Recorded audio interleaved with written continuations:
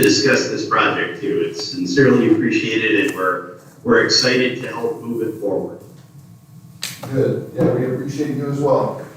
So we're ready to get going here? Yep. All right, we'll start with the pledge of allegiance. Everyone, please rise.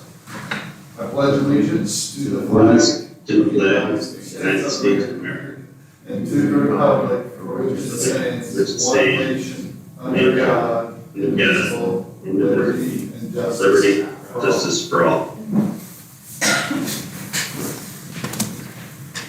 All right, we'll get started here and Call a special meeting. call a special meeting to meet with CHA to discuss Yellow Park renovations, pricing, design, all that good stuff. For roll call, we've got Jennifer Rich, Present. Eileen Farmer, John Goldsberry here. We've also got Zach Tischendorf, the director. We've got Jesse Mullen with Yellow Park as well in the community center. And we've got Clint Rose with CHA. So Zach, I'll turn it over to you for now. Okay. Sorry, make sure my mic's on. Okay, so just to give a quick brief, in talking with Clint, and I had previously met with Nick and his team as well, I believe via Teams. CHA has undertaken a redesign of the first phase that was spelled out in our master plan for Jenny Lake Park, basically coming up with some architectural renderings, as well as some cost estimates, the whole gamut from construction through permitting and engineering. And he has provided that information to us, and I believe we'll let Nick take over from here. Great, thanks so much, Zach. I really appreciate it. My name is Nick Schwartz. I'm a principal landscape architect with CHA, and my team and I have been hard at work over the last month, really parsing out the phase 1A Yellow Park improvements, and then also, kind of updating costs and putting a little bit more direct cost to some of the improvements. So I'm going to start sharing my screen. I will let you know that I'm just going to share what you have in front of you, and I'll be talking to that, whether it's the rendered plan or whether it's the black and white that's kind of got everything phased out. And then I believe you also have a copy of the cost estimates too. So I'll be putting that stuff up on the screen so you can see it. I'm going to start sharing my screen now. And just let me know if everybody can see the screen okay. Mm-hmm. Yep. Okay.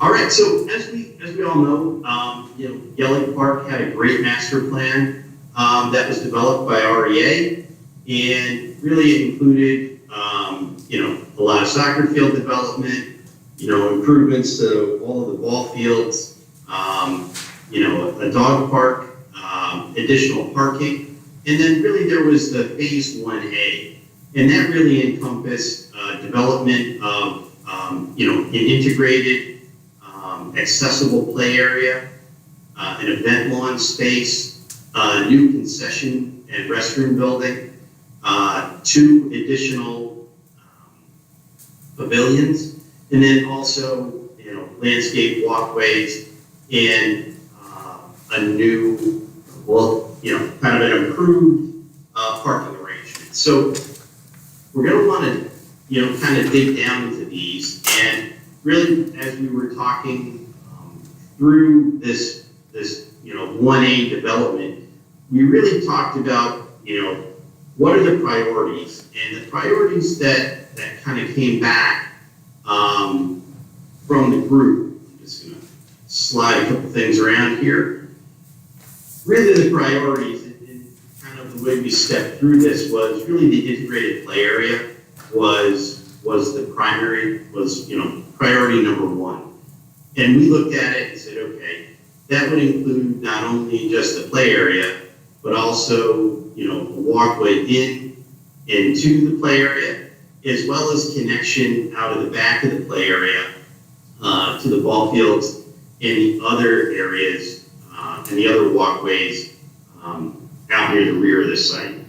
The second one was really the event space, the event lawn. That also included not only the lawn space, but really the full connection around the event lawn, as well as connection to the parking area. The third priority was the concession stand. Really kind of getting the restrooms up, getting the concession stand, and really kind of building out that exterior loop around the event lawn space as well as the integrated play area. Priority 4 are really the bookends to the event lawn space, which are the different pavilions. Each of the pavilions is about 1,000 square feet, and they've got a variety of different exterior surfacing around them. And then when we start to talk about priority 5, really that's redevelopment of the parking area that's out there now, looking at it to provide more of a protected one-way, really nose-in or reverse angle parking with a nice boulevarded median there adjacent to Ashburn Road. So that's kind of what we looked at, and we kind of developed those into cost estimates. And really, that's what I want to spend some of the time talking through is, we looked at it from the standpoint of, okay, what could we do if we had $1 million? And then what could we do if we had $2 million? So, in addition to that, we provided a cost estimate for the entirety of phase 1A. That would include all of the priorities. So that way, we can have good numbers to work with in, beginning January 2026, that were, I would say, more realistic numbers that are probably a little more holistic than the estimates that were provided in the REA. Not that they weren't great for where they were, but we took a deeper dive into the estimates and provided a little more background for each of the priorities in phase 1A. So when we really start to take a look at it, we've got the playground, and I will just kind of pull this up a little bit so that way we can kind of look at it. When we talk about the playground area, that really is the area kind of when you're looking into the site to kind of the rear to the southwest of the existing play area. And really that really is going to be, where the existing shelter is and where some of the walkway is. So when we took a look at that, we said, okay, the shelter would need to come down. We're really providing a high level integrated play area. And what I mean by that is, it's not only is it ADA accessible, there's probably going to be some level of sensory play that's involved in there too. And when we take a look at that, that will all be surfaced with a resilient surface, probably a board in place type surfacing. That way it can be flexible, but also meet all of the fall protection standards in a updated ADA playground. I would imagine in here, we would also have envisioned some level of play structure for those that may have mobility issues, but utilize those pieces of play equipment for both folks with mobility issues, but also have them so there are activities that everyone can participate in using the same play equipment. We've had great success with that in other playgrounds we've designed and installed, and communities have been very happy with the results of those kinds of play structures and play areas. Again, starting to bring in some shade using existing shade tree, proposed shade trees, making sure we've got those connections from, using the existing aesthetic treatment of the concrete sidewalks that you've got there to kind of make it fit in, but also make it very cost effective to install, but also maintain. So when we started to take a look at that, I'm just gonna, sorry to bounce around a little bit, but I wanted to make sure everybody got a really good feel for, what we were looking at. So when we start to take a look at and break down some of these elements, we've got existing conditions, which is about 62,000. That includes not only all of the demo work that would go down in terms of taking the existing shade shelter down, but also making sure that, you've got mobility, mobilization costs in there, you've got, removal of the existing play equipment, seeding of the existing play area, you've got earthwork, grading, stormwater, the exterior improvements, they kind of run everything that we would need to have there in terms of the landscape, the hardscape, play equipment, the installation of the play equipment. Right now, we are holding some level of cost for lighting. We would imagine that the town would want some level of lighting, or at least conduits placed for future lighting, to be able to have the opportunity to, as we look forward in developing the remainder of the priority areas, that we're not overlooking some of those areas that we need lighting or conduit for. When we start to talk about that, all of these direct costs kind of roll up into a little over $1 million. Then we've got, pricing contingency, that's about 15%. So, as we go through a more detailed design, this number goes down. That number will be somewhere between 5 and 10% when we get done, when the projects get done with a final, construction documents and when you go to bid. Again, trying to make sure we're capturing, contractor costs as best we can, where we've got, their general conditions and project requirements at 7%. We've got general liability insurance at a little over to almost 3%. Same thing with performance and payment bonds. And then, the contractor's profit on the job. So when we start to take a look at that, that'll drive, inclusive costs up to about 1.5 million. And then, we know these aren't going to get bid right away. So we anticipated, from now until whenever the anticipated construction start was, which we anticipated it may be this fall or right around there. So we anticipated a 3.75 cost increase. So again, that'll bring the number up to about 1.6 million. And that's for phase, priority one, which is the playground, the walkways, the connections through and around them. And then, so before I go any further, does anybody have any questions so far? I guess, can I jump in real quick, Nick, Clint here? Sure thing. These numbers are based on what we would anticipate for a typical design bid build project, right? Correct. Okay. There are some various Yep. alternative procurement methods that we can talk about, but I just want to make sure everyone understood that.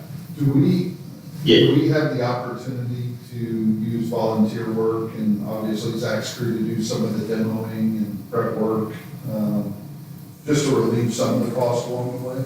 Or how does that work? Like, are we required to use certain people? So if I can probably take that one a little bit, Nick, and feel free to jump in. So yes, Sure. it's your project. I will tell you from my experience, and Nick can weigh in, conversations like that have to be really, really carefully thought out from the design side. I've seen too many projects where, yeah, that sounds like a great idea in theory, but then all of a sudden, if, for example, let's say the town takes on the demo responsibility, but something doesn't get done, the contractor then comes in and they have to do more than what was in their scope of work, we would have to be very coordinated in order to make that work. Nick, I don't know what your thoughts are on that.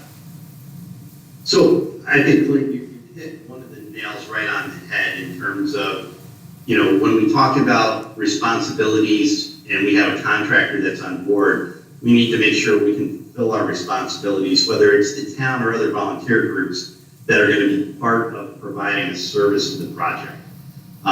Because the last thing that we want to do is, have a potential change order because we're not moving fast enough for the contractor. I would say, with that said though, we have been successful, and there have been a lot of folks that have been successful with community builds for installing the play equipment. And really that becomes a walk and a dance with whoever your play equipment provider is going to be, and making sure that they have the skills and the right people at their end to help direct some of the installation. And I've been involved with very successful ones, and I've been involved with ones that maybe aren't so successful. And taking away from the ones that have been really successful, there's a high degree of coordination, and there's a lot of skilled volunteers that come to the table, that have the ability to take on giving people direction and having people really feel like they're a true part of the build. So to answer the question, there are some opportunities. I think as we move forward, once you've decided what you would like to do, we need to kind of get a separate meeting to really talk through who your preferred manufacturer is going to be for the play equipment, and then get them involved very quickly if the desire is to have a community build. Because we would want to make sure that everything is well thought out on the town side, on the volunteer side, and in the specs and the estimates to make sure that we're accounting for everything and everybody understands the timing of how things need to happen. Now, a couple of good things that we do have going for us here on the site. We are under an acre, so when you look at the size of what Nick's got on the exhibit for you here, the play area, the event lawn, our total disturbance is under an acre. The reason that's important, and I'm thinking ahead, going back to your question, John, on volunteer staff. Let's say the town would take on demo work. If we would disturb more than an acre, we would have to do stormwater control practices, and the town would have to be responsible for maintaining those until the general contractor doing the playground installation or the rest of the work comes in, and that would be a really difficult area. So again, that's good, we're under an acre, so we won't have to deal with construction stormwater permits. So I think that's a really good thing here. Yeah, and I was thinking more along the lines of if we need to remove some trees, or if we need to pull the existing playground equipment out, or whatever. Is that something we can get a guy with a small tractor to come help us do, knock it out, and then we're not really doing the whole lot, but we're knocking out some of the work. Plus, a big part of it with us being a small community is you kind of give ownership to some locals that want to be involved. So, just wondering what our options are there. So. Yeah, and I think too, and this would be a question for Mr. Patmore, but of course in Indiana Public Works law, there is a provision in there that you can do up to $250,000 of a project with your own workforce. So again, I know you guys have tons of other tasks on your plate, but if existing city or town employees, I should say, have time available, you could allocate some resources to that from the town side if you so chose to do so. But yeah, the volunteer work, I love that. I mean, I think the more you can engage our residents here in Santa Claus and surrounding areas and have some ownership in it, I think that's a great thing. So I think to Nick's point, it's always difficult to manage some of that volunteer work, town work with a contractor. I think it can be done. We just gotta be very coordinated in how that's put on a design set of plans and in specs. One other question I have, and it may not be an issue, but I'm looking at where the playground is. And I've coached a lot of youth baseball, and a lot of foul balls look like they Yep. might be able to reach that. Is that a concern or not? Because currently where our playground is, balls drop quite often. Oh, yeah. Well, not as often because we have the backstop there that's a little closer to the current playground. Yep. Where the new one there will not be a fence high enough to block balls coming out of right field. So Nick, I don't know if you understood, you probably understood that question. I think. I do. Not to speak, go ahead, Nick, I won't speak for you then. And I don't think field 2 all the way to the west would be an issue as much as field 1 could be. Mhm. Just on. Right, you're talking about the foul balls that are coming from, Right, really here, moving their way over to this location, yeah, correct? yeah, and it's not So- like it's gonna happen a lot, I just wanna make sure we talk through it because obviously we want a safe place for the kids. That's the last thing anybody wants to be dealing with, is somebody getting stitched up from a foul ball. Yes. Yeah, absolutely. So I think that is an important thing to think about, and whether or not we need to look at a higher fence along here, or at least a portion of it potentially. But again, knowing that maybe how we arrange the play equipment in this space is gonna be important, so that way maybe this area becomes a little more open space, rather than an area that may have concentrated play in it. And I sure you're trying to handle that a little bit with the trees. You're probably using the trees too as a little bit of a buffer, right, Nick? They are, and I think as they get older and taller, they will definitely do the job. I think in the interim, we need to be thoughtful about where the heavily used play equipment is gonna be.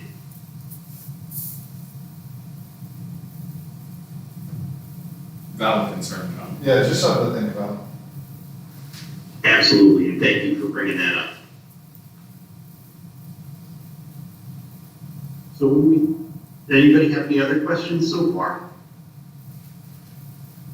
Just kind of moving back, so we had this, we've got about $1.6 million, and then, surprisingly, the event one is, I would say, a very low-cost improvement, comparatively, where you've got about $285,000 worth of improvements, and a lot of that's removal of existing pavement, removal of existing equipment, putting down really good topsoil, trees, sidewalks, and really building out the space. So when we start to take a look at both priority 1 and priority 2, in terms of, dollars and cents, you're hovering right around that $2 million mark. When we start to take a look at priority 3 with concessions and restroom building, that's where we begin to talk about a larger dollar amount, probably somewhere in the order of about $3 million. Priority 4, again, pavilions, they're a little less expensive on the construction side, but again, we tailored this to a certain level of pavilion, probably the mid to higher range type of pavilion, and that's about $750,000, $780,000. And then when we start to take a look at, priority 5 in the street parking, really it becomes a little over $1 million, $1.5 million, plus or minus at this point in time, when we start to take a look at, what is it to get, the parking done, and when we start to take a look at, the concessions and the street parking, that's where we begin to really look at, okay, well, we have some smaller spaces, from an aggregation standpoint, we're gonna need to think about a level of stormwater management that we may not have had to have, when we're talking about the priority 1 or priority 2 playgrounds, because we're providing kind of an equivalency in terms of impervious versus pervious area that exists currently.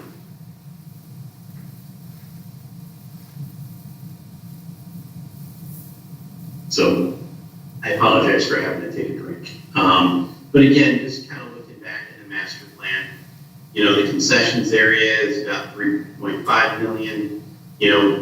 Both of these open air shelters, not only do they include the shelter itself, but the build out of the area directly surrounding the shelter on either bookend.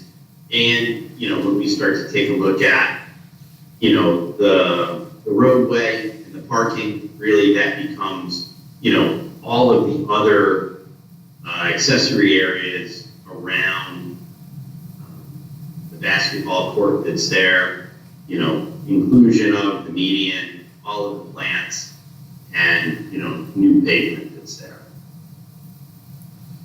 So when we start to take a look, I think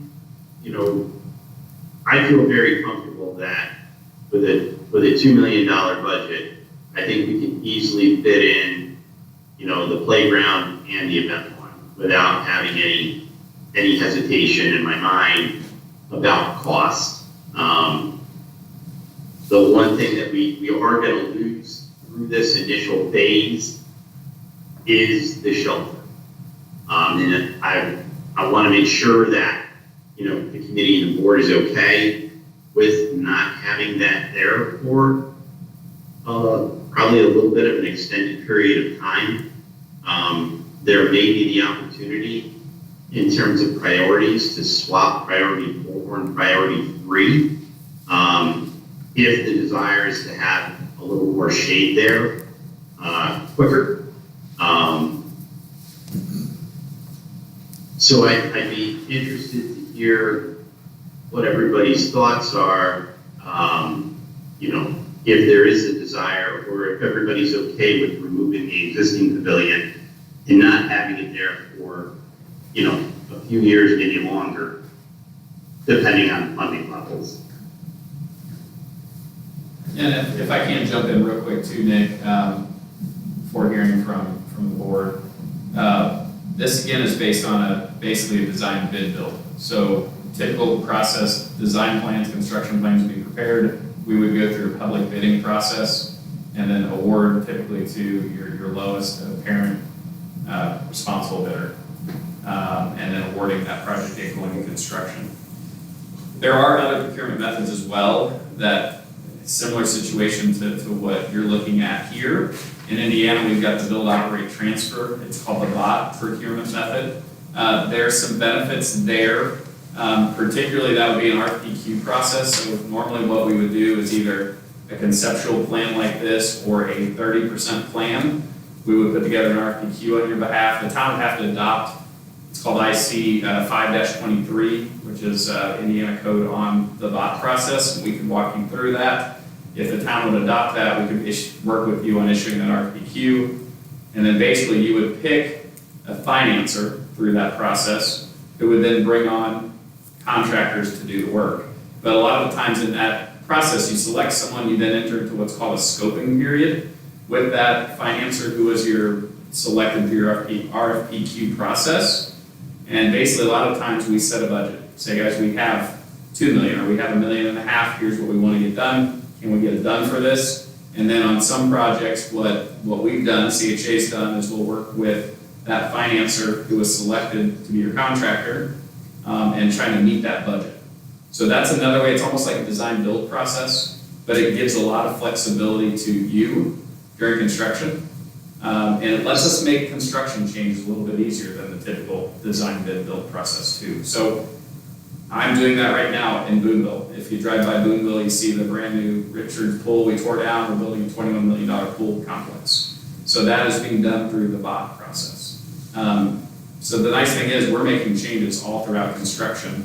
It's not really a change order. We've got a pot of money there So we keep track of that as we go through the project, and, you know, the financer's guaranteeing us that they're not gonna exceed that amount. That it lets us have flexibility to make changes constantly through construction. So those are really successful in park projects. It might not be called the BOT method in New York, where Nick's at, but I'm sure Nick's done similar as well. It's typically a form of design build is what it is. Nick, did anything you wanted to add to that? No, I think there is a lot more flexibility using the BOT process, or, you know, we all know it mostly is design build in other areas of the country.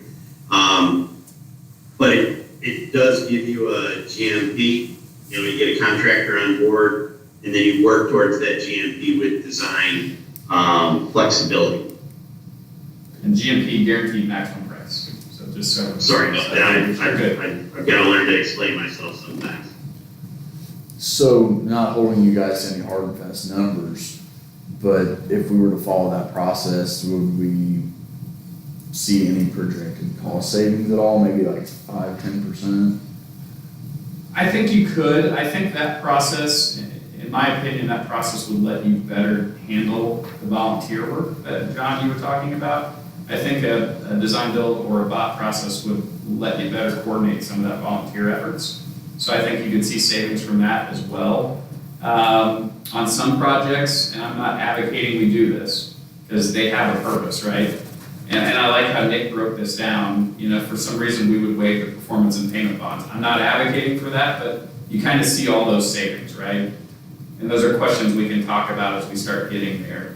But really, I think how I would, you know, my advice would be, we need to figure out a funding amount that you guys are comfortable with. To Nick's point, what is that guaranteed maximum price that you're comfortable with? And then we can kind of work with you on determining what we can get done for that. But I think establishing that GMP that you're comfortable with is really, really critical at this stage.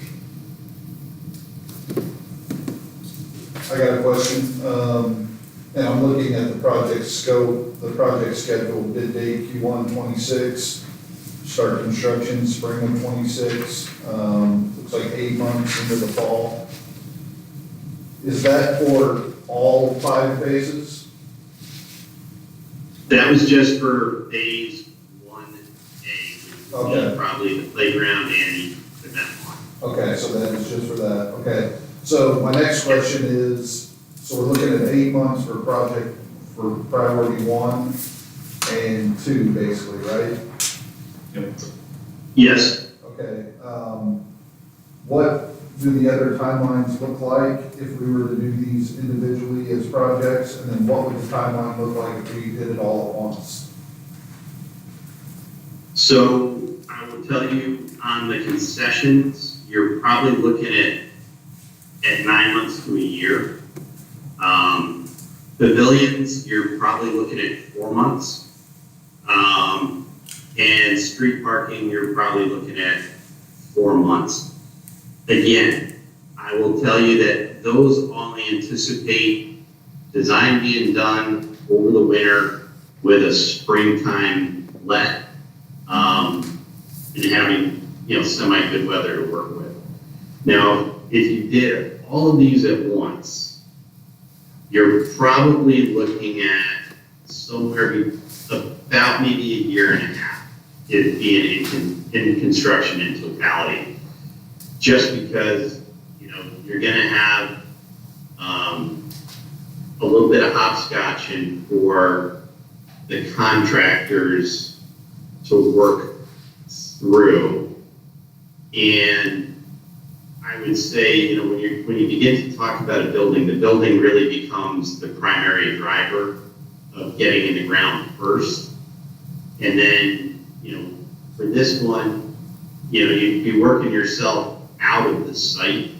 So it'd be demo first, concessions building in next, the playground next, your pavilions, then your event lawn, and your street parking would be the last thing that kind of gets taken care of. That in my mind, Clint, you can weigh in on this too. It's definitely a year and a half. I don't think it would be longer than that.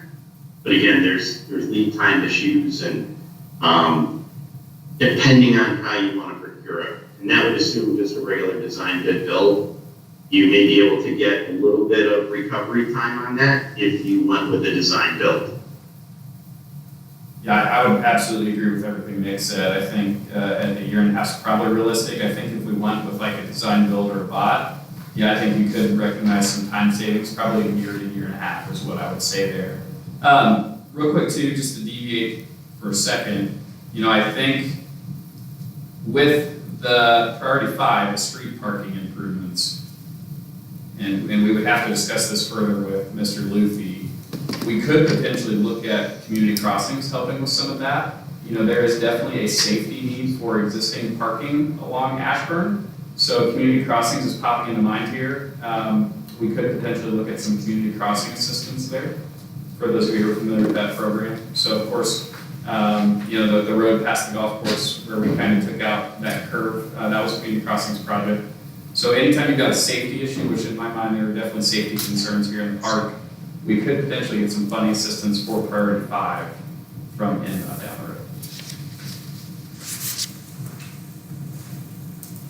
I do have some questions in regard to the street parking, but if it can wait, if we got some other things that we need to discuss. I think we can talk about it now, Zach, and we can come back, yeah. Okay, so just so I understand this right on the street parking, basically change it over to angle parking, we would pave it. It looks to me like we would be moving the curb and installing a sidewalk on the south end of that, like closer to the event lawn. Okay, and then as far as the landscaping, I'll call it an island for the lack of a better term, does that serve, obviously it's safety purpose, but then is there a stormwater component there, or how would we be managing the stormwater with that phase? I think when we talk about stormwater here, it really becomes taking it and moving it to areas that we can force it to easily and effectively. We would be able to use the median probably as a depressed median if you wanted to capture stormwater off the road, but I think it'd be tough to back grade, back pitch the parking lot towards the median area. We may be able to capture some of that area.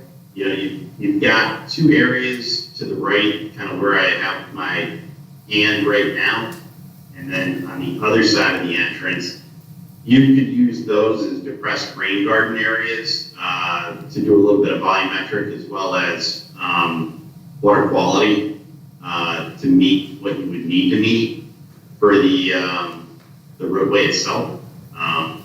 I don't know if you've all had experience with permeable pavements or not, but when we're in tight situations like this, those sometimes can work pretty well. And again, it becomes a discussion with the DPW folks as to what their current practices are and how they would need to modify those, and kind of a balance as we talk through that potential of permeable pavements there. I know that's one thing Clint and I have discussed frequently, just because of the topography of the site, soil conditions. Basically it was put in a floodplain. The whole park was. And one thing we talk a lot about is trying to get water east and west rather than bringing it south through the park, because we've already kind of addressed those issues, but we don't want to have to address them again if we can avoid it. Yeah, and the problem that we really battle with that approach too is, and I saw, I think just the other week when I drove through there, it looks like someone kind of dug out that ditch on, I guess that would be the north side, further down where the White House is. The problem is that not only is it the water goes through the site, built in the low-lying area like you said, Zach, but the issue is anytime you have flat ditches, anytime you have storm events, sediment's going to deposit and it's going to fill in those ditches. So it's an ongoing battle, to your point, that you guys have to face out there with drainage. So yeah, to Nick's point, I think there's some ways of handling that would be rain gardens and trying to capture that water with sun before it goes through the park site. Okay.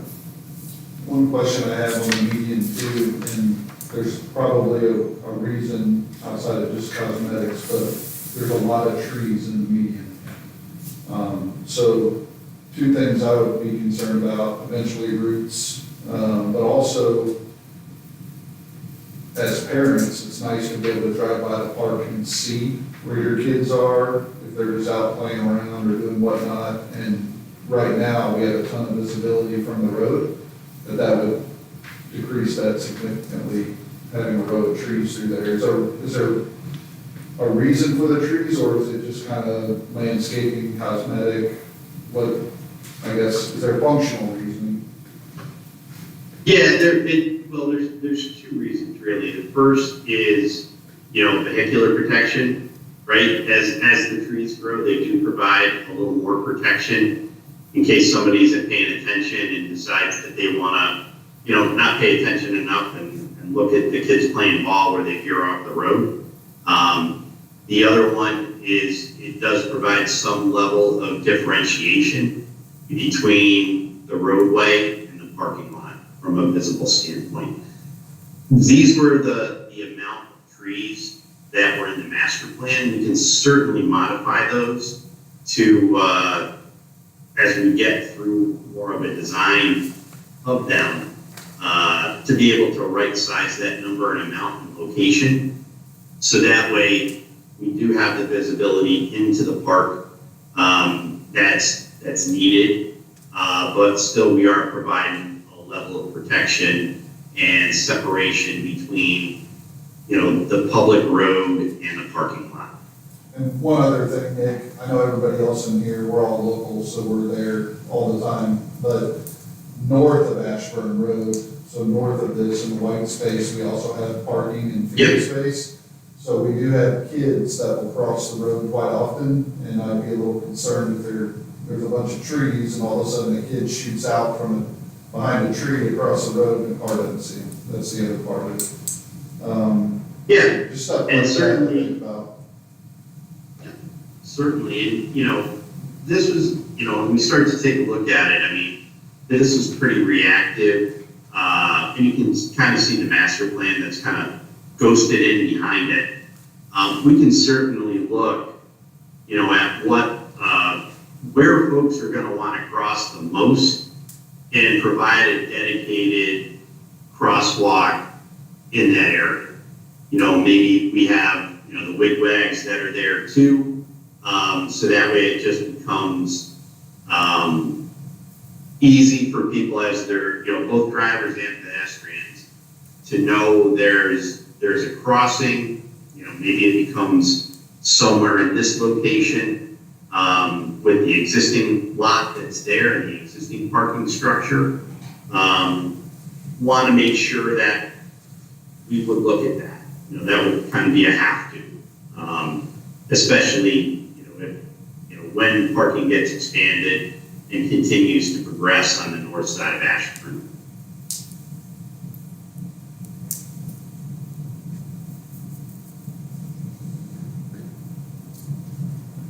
So to kind of shift gears a little bit, as far as the priority 3 concession, is there a potential to utilize alternative structure? I'm assuming this is for a block structure. Could we go to more of like a steel structure or wooden pole structure for like cost reduction? Because don't get me wrong, we would love to have the Bentley, but do we really need the Bentley? I think there's some different options that we can look at, right? There's, this was shown kind of based on a stick-built structure that kind of mimicked what was provided in the master plan itself. I think if we wanted to, we could probably look at 2 prefab structures, in a constructed, kind of open area, covering in the middle. Certainly that can be a cost reduction. We've seen the ability to have reasonable structures that look good and really perform well over time. Be able to utilize, either prefab construction or a combination of prefab and a little bit of stick built to make it look a little better. I think Nick hit the nail on the head there to me. Value savings over time, right? That's a key thing we always want to consider. You see it a lot in our area, right? Where people are like, oh, we can put a pole barn up for XX dollars. Yeah, you might get something fairly nice for a handful of years, but in the long term life cycle of the park, that's not in your best interest, right? And we can help you with some of those analysis on, okay, maybe this option's cheaper up front, but here's the maintenance that you would have down the road. So I always caution people, yes, there can be some cheaper options, but what is in the best interest? So it's a balancing act, right? You've got a certain net amount of funds that you can use on the project. So we gotta find that sweet spot on what makes the most sense for you guys. So looking at those life cycle costs, as we call them in the engineering world, and what's gonna make the most sense for you. Yes, we can look at that as you would get into design. Perfect.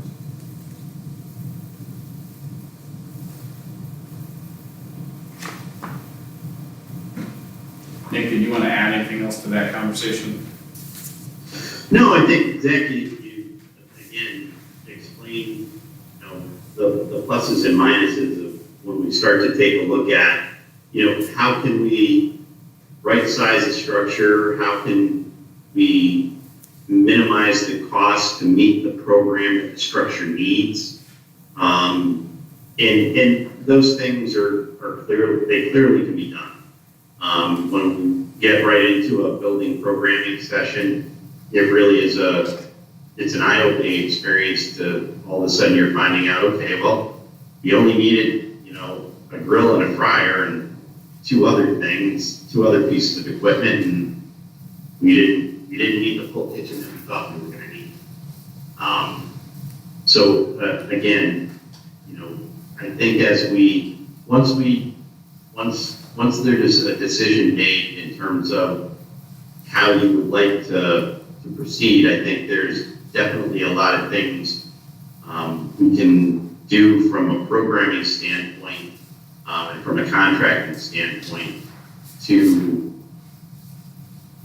make good, solid choices that will be long-term solutions for the project and for the town.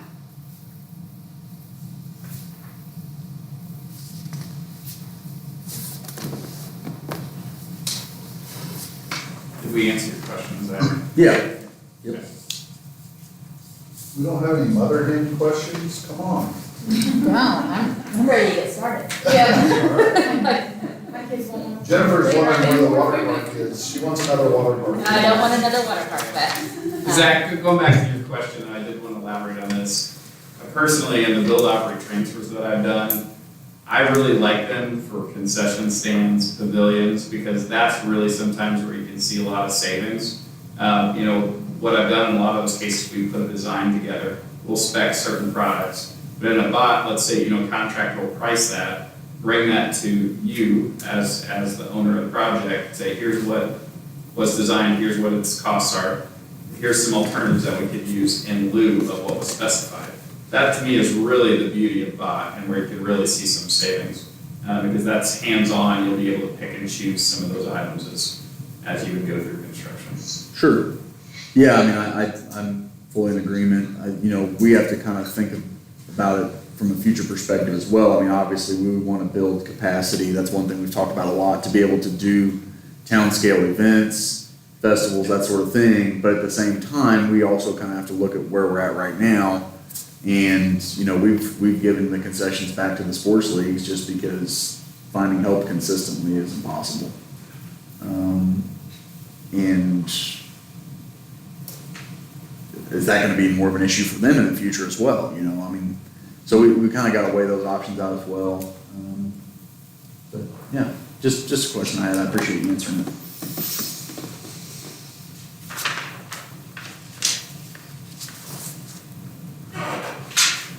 High level, looking at mobilization cost, if we were to do the entire thing at once, it looks like we would save $250,000 or more. Is that accurate, or would it be more than that we would save? No, I think you're definitely gonna, when you aggregate your project, there's a lot of things that you're gonna provide savings with. Mobilization, bonds, are two of the ones that are outright really the largest savings. You know, I think $250,000, it may not be that much, but I think you will see significant savings in mobilization. Yeah, and the other thing I always try to advise clients, and I think Nick's done a good job here, is, looking at the project escalation costs, right? So, time value of money. I mean, it's always gonna be cheaper today to do a project than it is 5 years from now. So, I mean, that can be considerable in the grand scheme of things, What we went through during COVID, right? I have so many clients who were on the cusp of doing something before COVID, and then literally the project doubled in cost. I mean, so that is an extreme example of what we witnessed there. But it is definitely the time value of money, right? Yeah, and the reason I ask that stuff is simply because spring and fall is our busiest time of the year. That's right in the center of everything that's happening in the spring and the fall. Yep.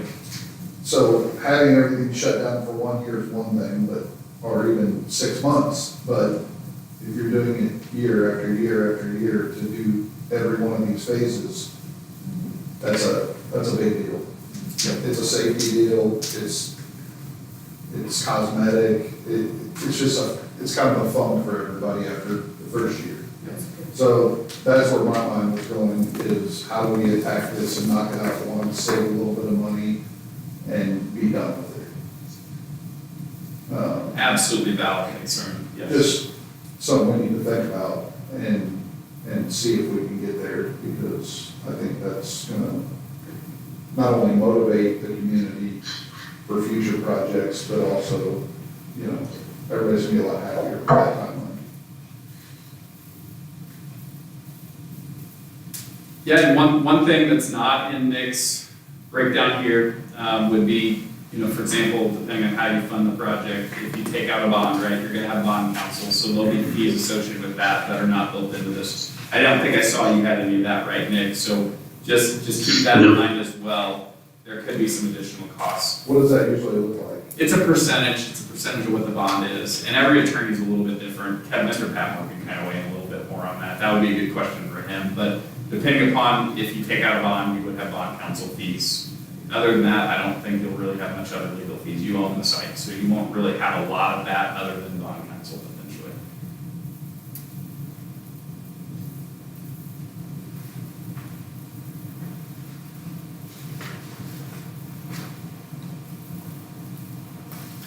I really like the idea of attacking CCMG opportunities that we're able to. The one issue we may run into there is, where does that fall into our phase and our timeline? Yep. Because if they say yes and approve it, we're not gonna say no and push it off. Correct, and then the problem, of course, as you know, probably NDOT changed it to once a year now, so that we used to have the ability to do too. So yeah, it's in, let's say you risk it, let's say we're in the middle of the project, this is always kind of an out after the fact. We've got time commitments with NDOT on that as well, we may or may not get the money from NDOT, so it's a great idea, but devil's in the details, as the saying goes, and there's some risk associated with that. But yeah, I mean, to me, I think we could definitely get some funding from that side, but there's some risk with it too.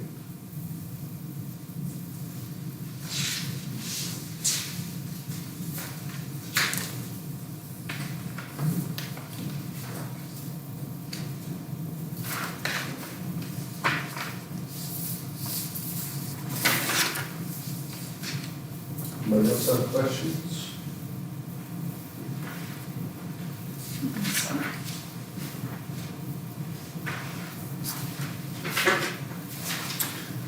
I guess one question. So say we were to proceed with priority 1 and priority 2. As far as utilities, running conduits, stubbing things in for future progress, I'm assuming there's probably gonna be some additional costs associated with that. Yeah, did you have any of those costs built in for conduit and things like that, Nick? I thought we did. I'll take a look again. I thought we did, at least from the,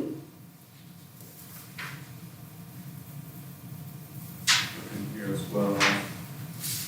the other thought was that, if we had concessions and, the two shelters, the electric that would be run for the lights could probably be enough to have a separate feed and conduit that comes up and stubs up into this area in terms of having power to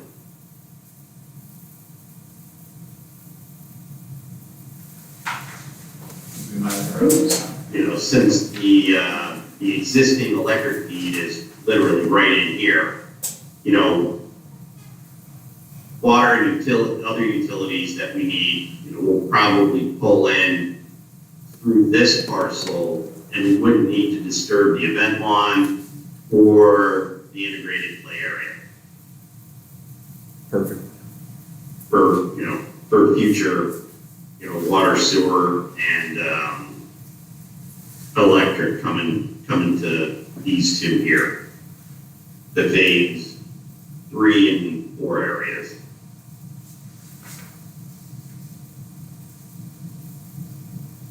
Perfect.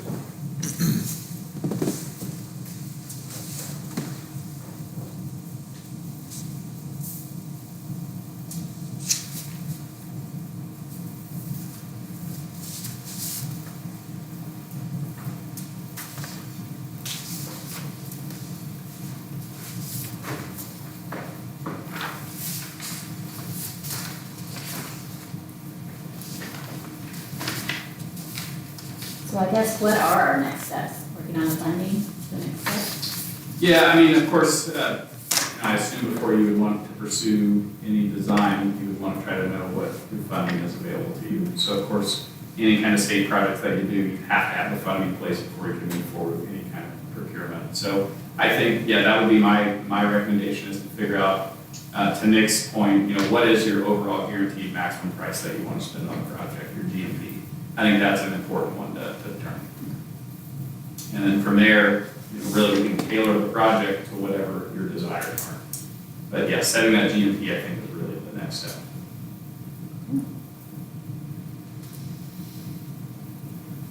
So Clint, this might be more of a question for you, just with your local experience with bots and stuff, if we were to go down that route. Obviously you come into a project with estimated costs. Sometimes you get lucky and contractors come in under. Correct. Through that bot process then, do you kind of change a few things around, maybe add a portion of one of these priorities that we didn't think we were gonna get to, type of deal, or? Very good question, and yes, again, that's one of the beauties of bot is, and the ones that I've done, probably not all of them are like this, but most of them work with a gentleman by the name of Greg March, GM Development. And Greg's approach on all of them is, hey, you've got a guaranteed maximum price. What we typically do is we're going through the project, we'll keep a balance of, we call it kind of allowance, and how much money we're saving as we're going through line item by line item. Let's say we decide to change, I thought we were having some issues in there, we lost, Nick, are you still there? I'm sorry, yeah, I'm still here. I Um, cut out, so I apologize. I didn't hear the last part of the discussion.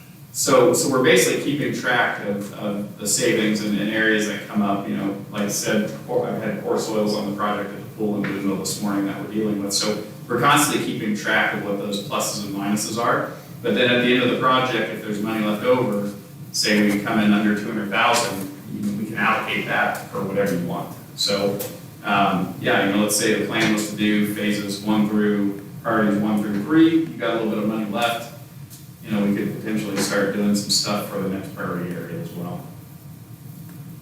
Okay.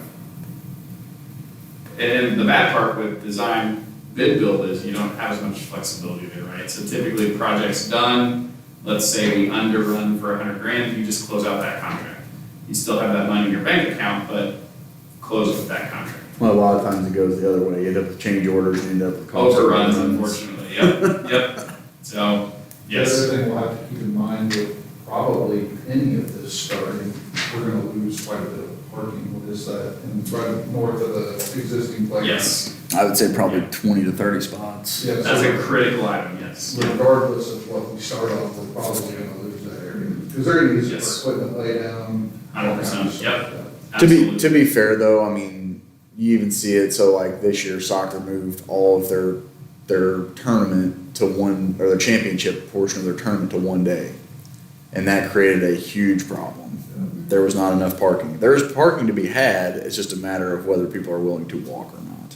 One thing we may want to look into as part of the process is utilize, if Holiday World doesn't let us utilize to create a used field space, at least maybe use it for parking. We do, that's currently in Yeah. the agreement. Basically, we keep it maintained and we're allowed to use it for Until overflow. rains, and then who knows what that would turn into, because we're not gonna put a bunch of stone on that property, obviously.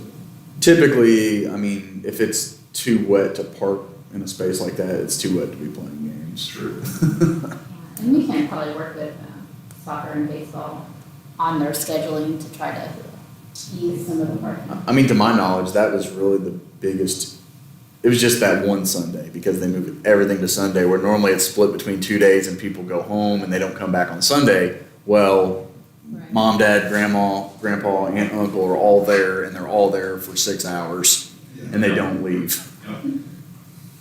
Yeah, and one thing Just that's, something to keep in mind as we go through the process, that we're probably gonna lose that area. yeah, and one thing that's just so critical on these park projects too, when you still are trying to utilize the site, games, et cetera, ball fields, site security, right? So a lot of things are gonna be happening on site. We're gonna have site fences up to make sure we keep the public out of these areas, especially with younger children in the area too. So, yeah, just critical, yeah.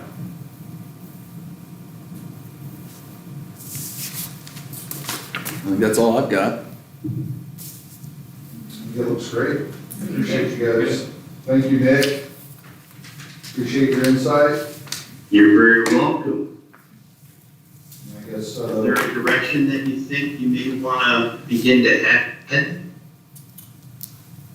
I mean, it's probably a little premature at this point. I think, kind of like we've talked about, it's really gonna come down to that, what's our top dollar? And making sure that that's secured and making sure that we're on the same page as the town council.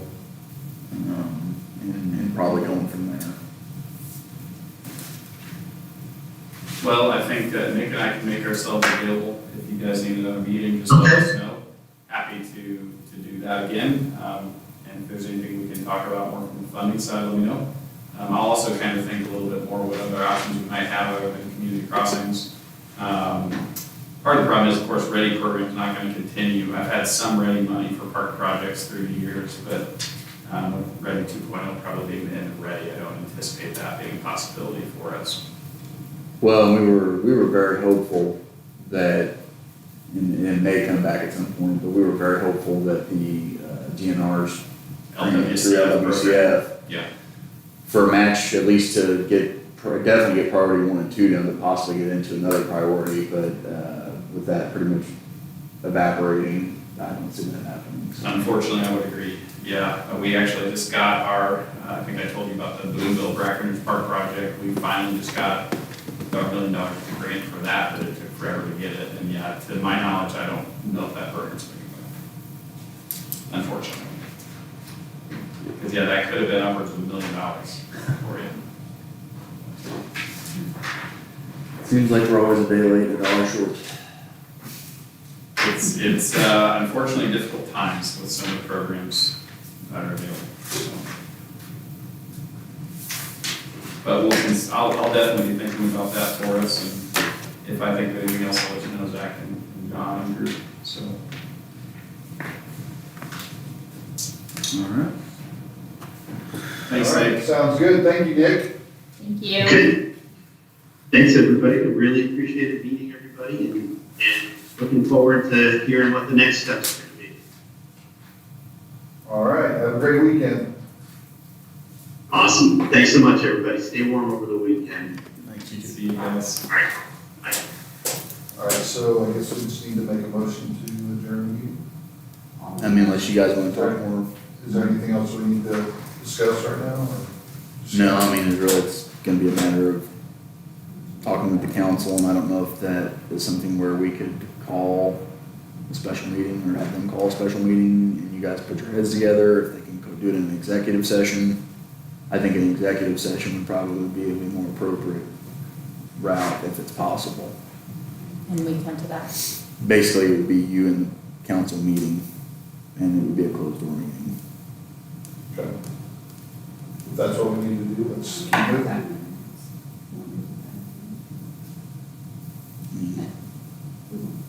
Don't necessarily have to, I guess. But I can talk with Jane and just see what the parameters are there. I mean, worst case, if they're at least willing to do a special meeting and it's open to the public, great. But I mean, I think it's gonna be a long meeting and it's gonna be a lot of drawn out conversation. Yeah, we're gonna have to get into some more detail. Yeah. I think if that's what we feel like is our best option to move forward, then we need to get it scheduled. Good.